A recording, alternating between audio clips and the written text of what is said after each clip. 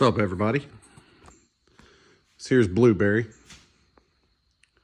my 84 C10. I'm in the middle of doing some work to this old girl. She got tune port injection, 350.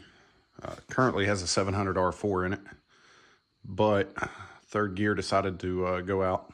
So I originally traded for one turbo 350 transmission, being this one. Disregard my mess. But my buddy took this nice clean unit out of his 55 Chevy. Very few miles on it, had been rebuilt, etc., etc. So I decided to pick it up at a really good price and use it instead. So did some investigative work in the rear end, and just so happens Blueberry has a 273 gear, which means turbo 350 will work perfect.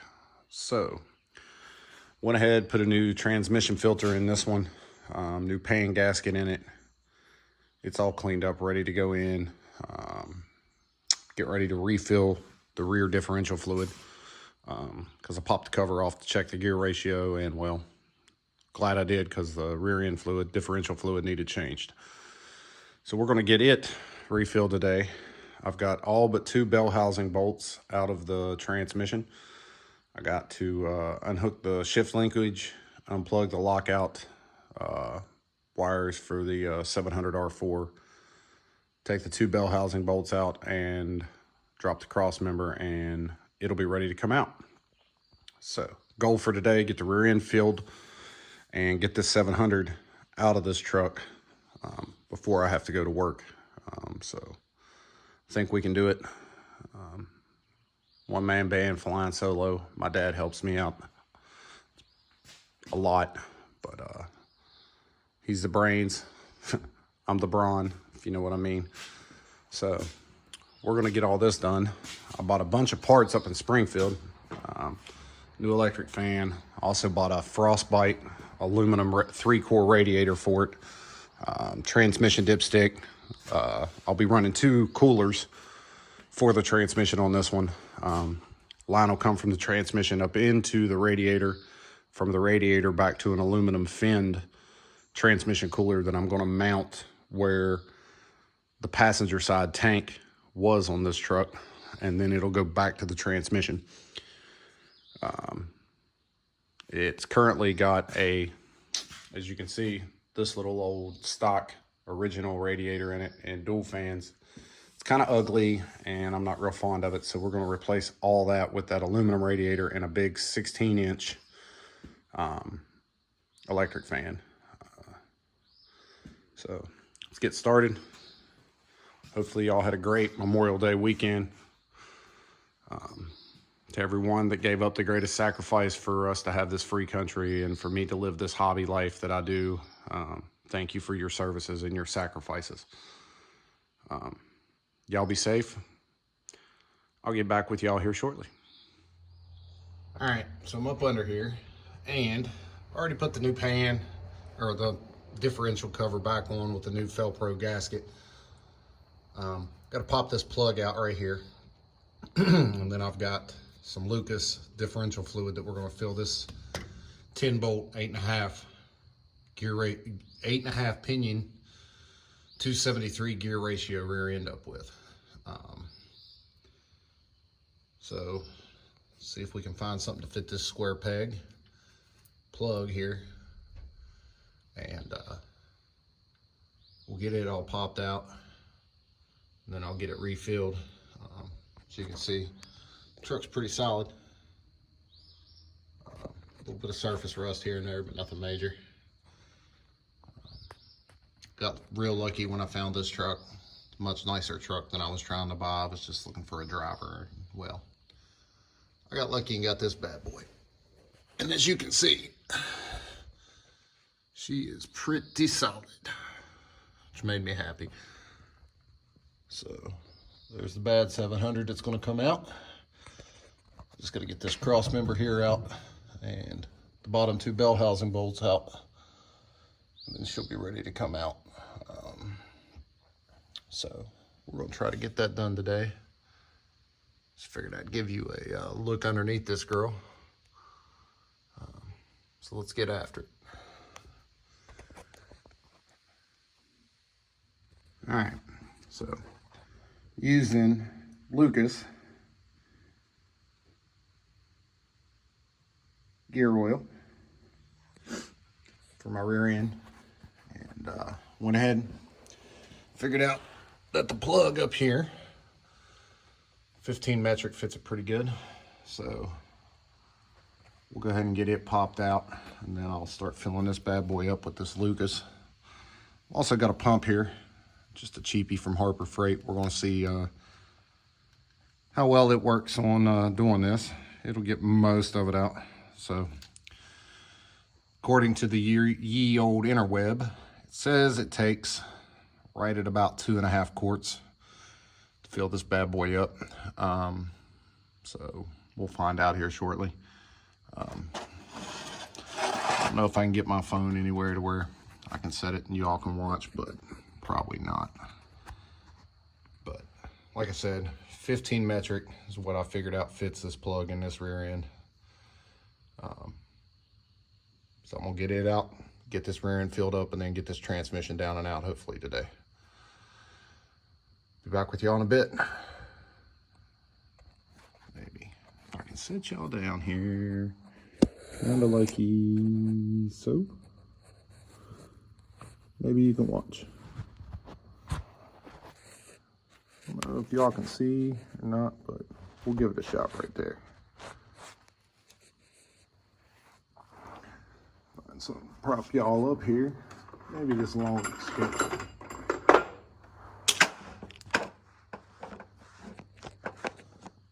Yeah, it's not too bad. So we'll get this broken out, taken off.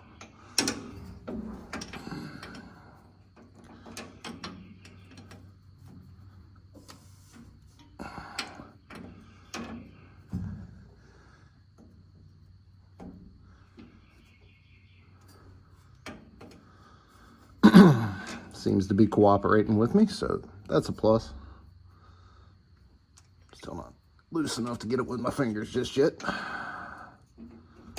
Hey,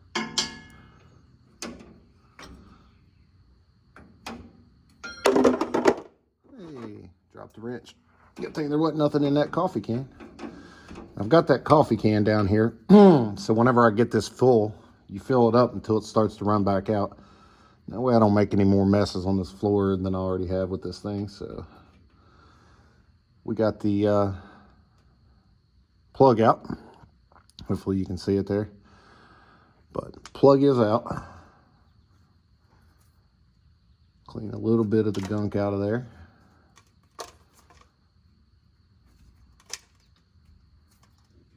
Obviously, make it easier to fill up and go back. Won't be getting crap everywhere. Sinuses are killing me today, guys, so sorry if I keep clearing my throat. But plug's out. Let's see if we can get this girl filled up, and I'll get some pictures and maybe some more video here in a little bit. Y'all stay tuned. If you're on TikTok and YouTube, don't forget to give me a follow on TikTok, and don't forget to subscribe on YouTube, as I post a good amount of pictures and stuff of car shows and events we go to and stuff we're doing in the shop to cars. Mainly just been working on our stuff here recently, but hopefully get some more customer cars coming in pretty soon so I can make some more money. Because this shop is my second gig, and it helps me pay for these cool vehicles we get to play with. Y'all stay tuned.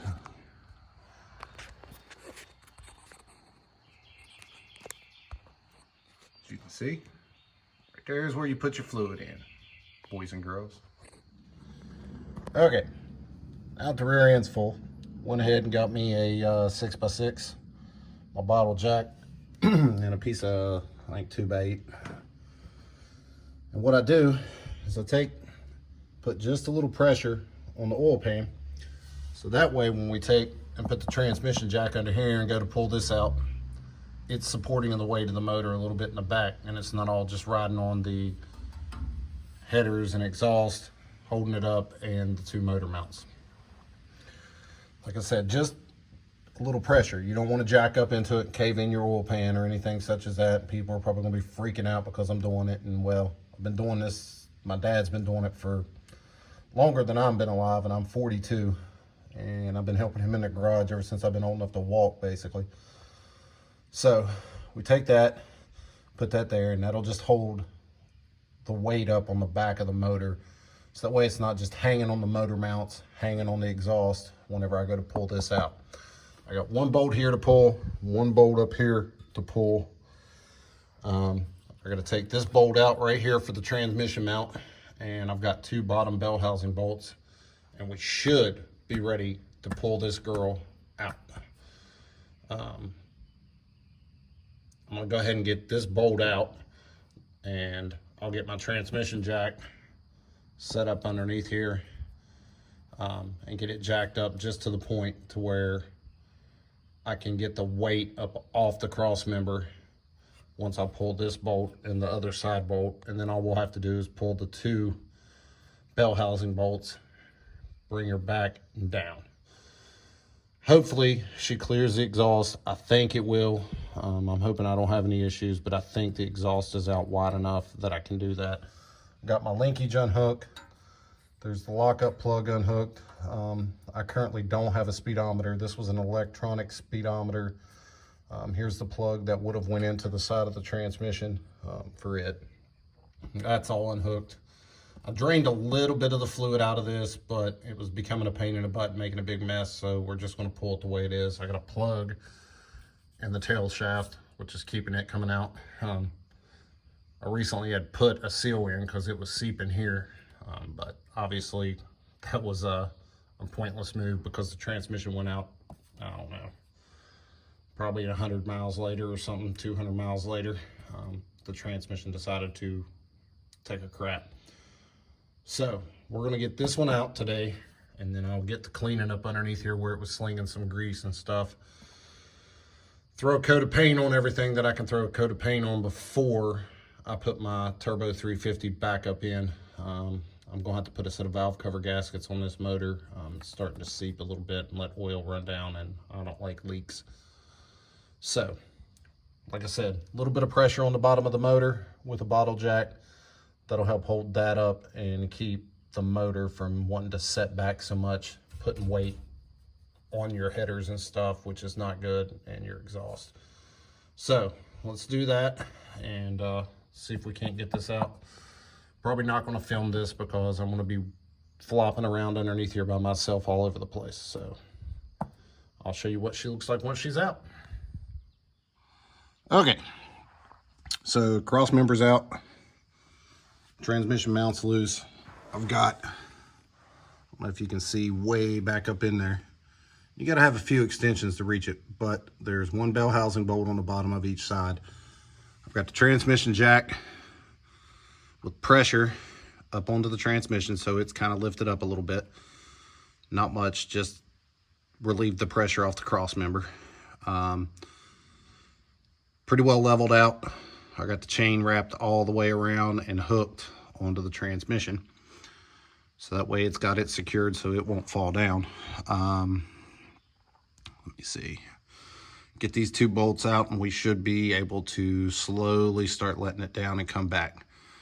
Like I said, hopefully it's going to clear this exhaust. If not, then I'm going to be cutting exhaust and having to take headers off, and that's not going to be fun. I really don't want to have to do that in this truck if I don't have to yet. Plan is to upgrade this exhaust at some point. It's got dual flows on it now, but I'd kind of like to go with Black Widow Neighbor Haters, just because I like my stuff to be loud and rowdy. It's got a small cam in it already, so. But there's the cross member. As you can see, it's out. I'll clean it up and repaint it before it goes back in, just like I'm going to clean all this crap up and put a good coat of paint on it before I put my transmission back in. So I'm going to turn you guys off. We'll get these 2 bell housing bolts loose because somebody put Loctite on them. At least the top 4 anyways had Loctite on them, and I like to never got them loose yesterday. I fought with them for probably 2 hours just to get 4 bolts out. Wasn't a fun day, but managed to get it done. So we're about ready. I think I got everything set up. I got pressure against my oil pan. I'll check it again before I take these out just to make sure that that jack's holding pressure. Transmission jack's got pressure up onto the transmission. So I should be ready to pull the bottom 2 bolts. I believe I got everything else unhooked. And as you can see, right there is a vacuum line running to the back, which tells me this thing with the gear ratio was either a turbo 400 or a turbo 350 truck originally. So everything hopefully will work out, and it's going to be plug and play putting this thing back in. So let's get after it. Let's see if I can get this down out, and I'll show you what this old transmission looks like when I get her down and out.